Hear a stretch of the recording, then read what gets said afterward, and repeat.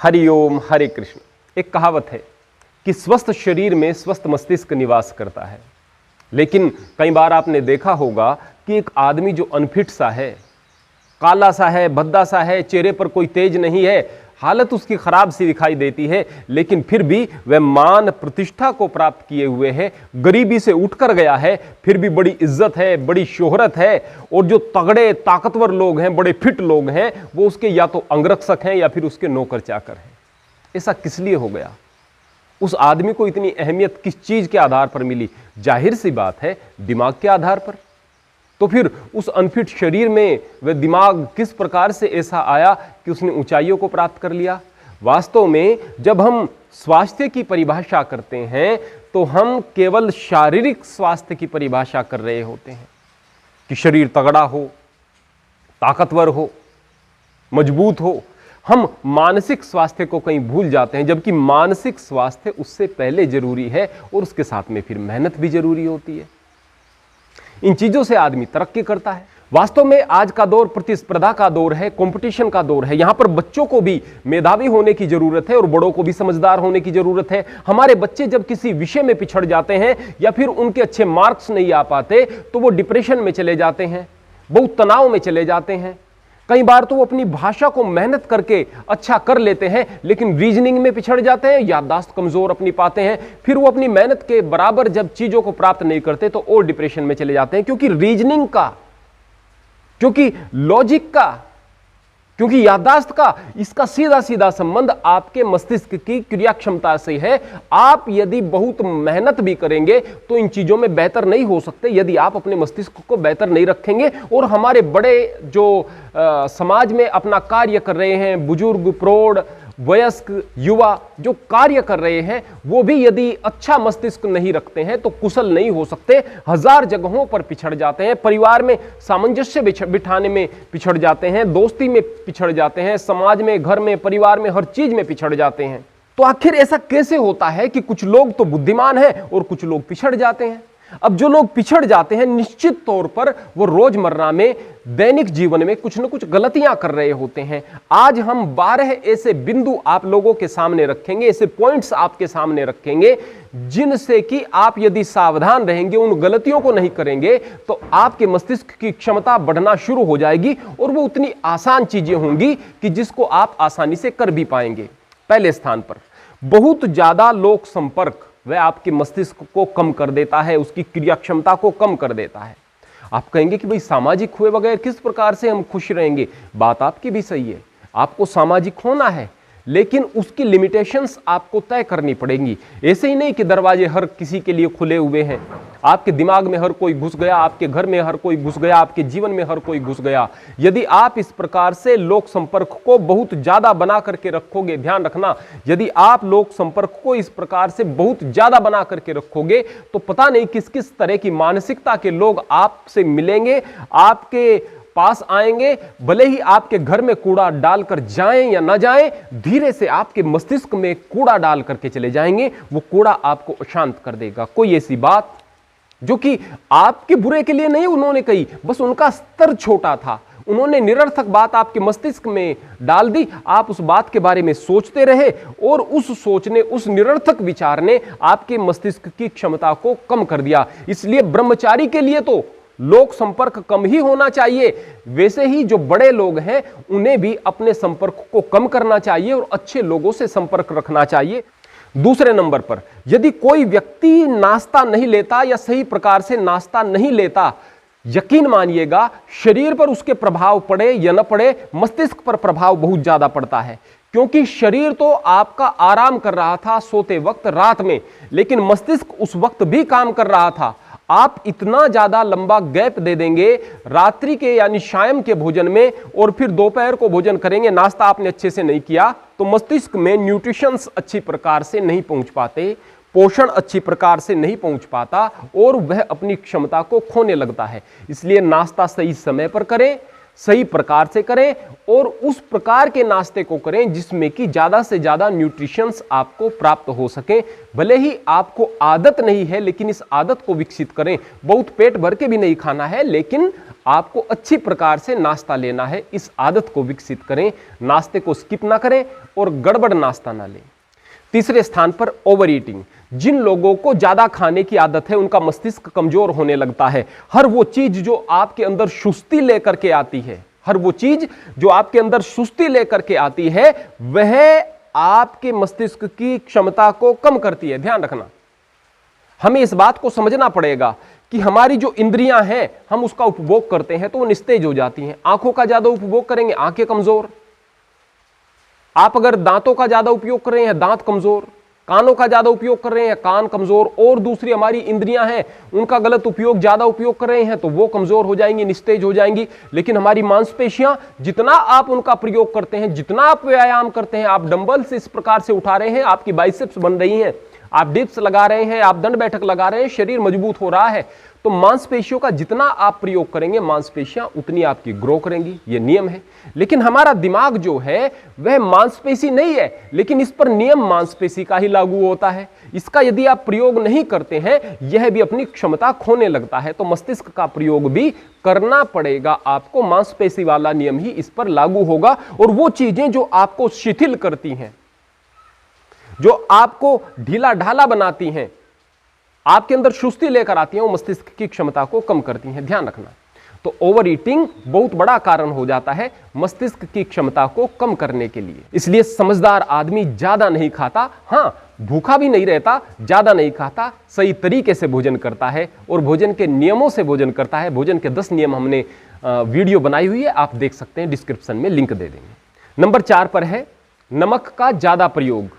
आप सभी जानते हैं कि यदि हम नमक का ज्यादा प्रयोग करते हैं तो उससे हमारा ब्लड प्रेशर बढ़ने लगता है। और जब ब्लड प्रेशर बढ़ेगा तो याददाश्त में कमी आएगी, आपके मस्तिष्क में अतिरिक्त भार पड़ेगा, ब्रेन स्ट्रोक वगैरह की समस्या भी आ सकती है, कई प्रकार की और समस्याएं भी आ सकती हैं। लेकिन याददाश्त पर इसका बुरा प्रभाव पड़ता है। इसलिए नमक कम खाएं और केवल सिंधव लवण, सिंधा नमक जो कि ढेले वाला नमक होता है, उसको लेकर आएं, उसको पीस करके खाएं। ऐसा नहीं कि बाजार से पिसा हुआ सिंधा नमक आप ले आएं, उसमें भी बहुत सारी गड़बड़ी, बहुत सारी मिलावटें आने के आसार रहेंगे। 5वें नंबर पर है नकारात्मक विचार।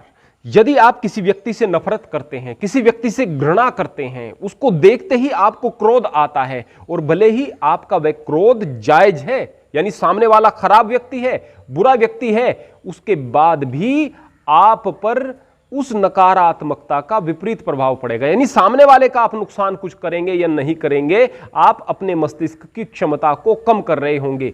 इसलिए उन चीजों को भुला देने की या उन भावनाओं को अपने से दूर रखने की आदत डालो, क्योंकि उससे आपका ही नुकसान हो रहा होगा।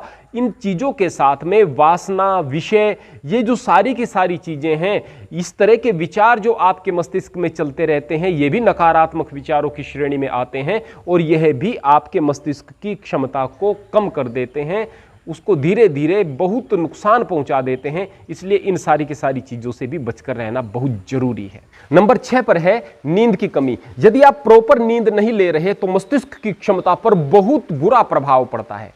नींद आपको अच्छी प्रकार से लेनी है, उसके लिए आप सुबह जल्दी उठें और शाम को जल्दी सोएं।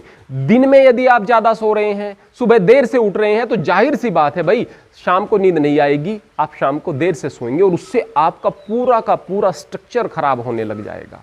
तो सही समय पर सो जाएं, सही समय पर उठें, नींद पूरी लें और गहरी लें। यह अच्छे मस्तिष्क के लिए बहुत जरूरी है। 7वें नंबर पर मोबाइल का अधिक प्रयोग। वर्तमान समय की बहुत बड़ी समस्या, बच्चे मोबाइल पर गेम खेल रहे हैं, आप पढ़ रहे हैं तो भी मोबाइल पर पढ़ रहे हैं, आप चीजों को देख रहे हैं, मोबाइल पर देख रहे हैं, सारा दिन देख रहे हैं। एक तो रेडिएशन और दूसरे अल्ट्रा वायलेट रेज जो आपकी आंखों के जरिए आपके मस्तिष्क तक पहुंच रही हैं, मस्तिष्क पर डायरेक्ट भी प्रभाव डाल रही हैं, वो मस्तिष्क की क्षमता को बहुत कम कर रही हैं। ज़्यादा देर तक मोबाइल को देखते रहने से आपके अंदर एक खालीपन का एहसास भी आपको होने लगेगा। चीज़ों के प्रति मनोरंजन का भाव भी नहीं रहेगा। आप मनोरंजन मोबाइल पर कर रहे हैं, यकीन मानिए आप मनोरंजन नहीं कर रहे, आप एडिक्टेड हो रहे हैं, चीज़ों को देख नहीं रहे, बस ऐसे ही आगे आगे आगे बढ़ते चले जाते हैं।